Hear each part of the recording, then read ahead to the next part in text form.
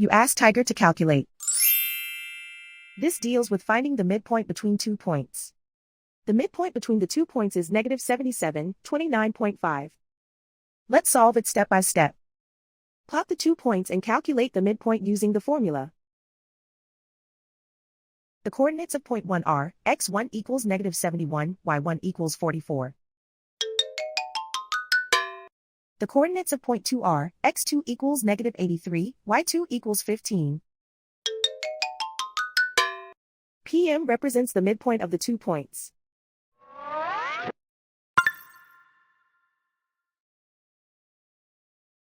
Use the x values in the midpoint formula to find the midpoints x.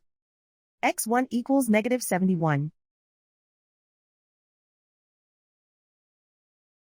x2 equals negative 83. Simplify the arithmetic.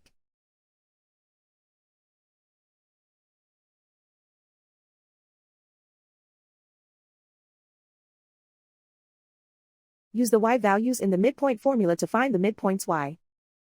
y1 equals 44.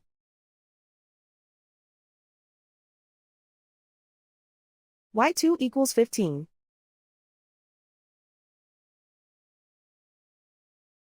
Simplify the arithmetic.